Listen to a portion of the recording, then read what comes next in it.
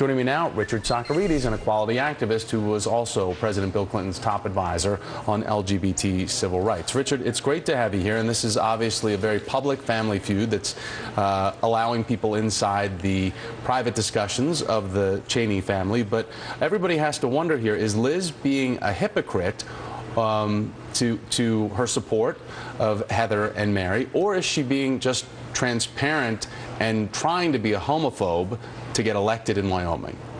Well, it's complicated, right? And I think it probably mirrors the experience that many families have, where people are struggling, a little bit with this issue, and perhaps people who are more in the old-fashioned arena of a family are coming to it.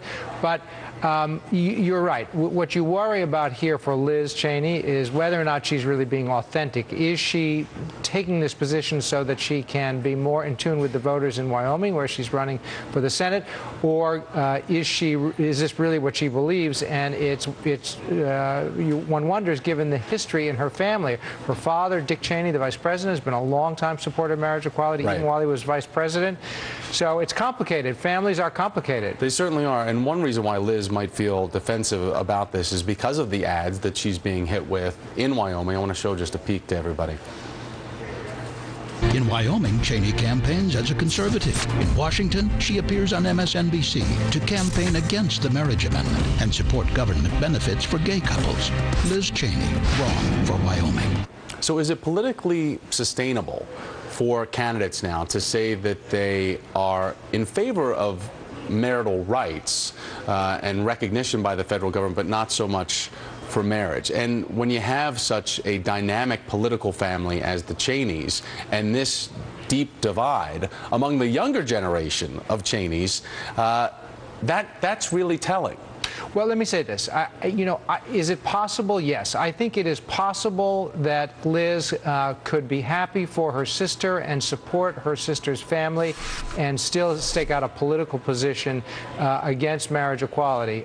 But is it likely? Throwing her family under the bus, she wants to be rewarded by Wyoming voters by throwing her family, her sister, and those kids under the bus to say that they are not equal to her, and wants to be rewarded for it by the Wyoming voters. Well, you asked me if it was possible, and so I think it is possible, but I think it is very hard to believe that it is not just a political position that she has taken, in a very calculated way to appeal to Wyoming voters. Okay, so let's talk about this, because ironically, it was 10 years ago today, in November, when Massachusetts opened the door for same-sex couples to legally wed.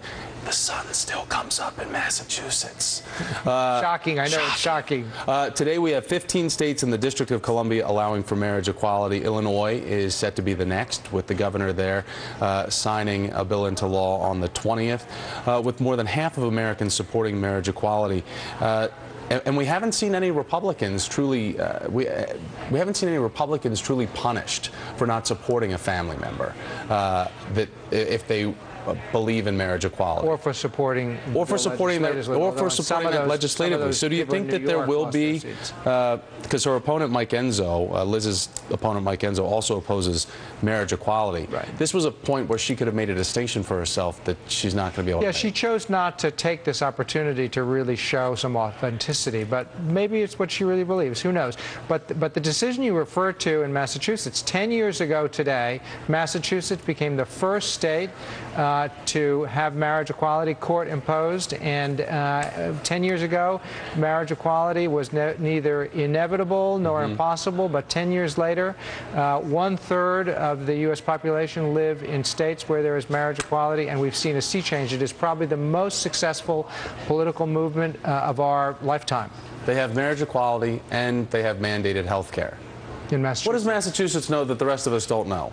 You know? Right, what do you know up there? And they had Mitt Romney as governor. Oh, yes. He signed it into law, both of those. Richard Socarides, great to see you, sir. Thanks so much. Good to see you. So a big psychological hurdle crossed on Wall Street.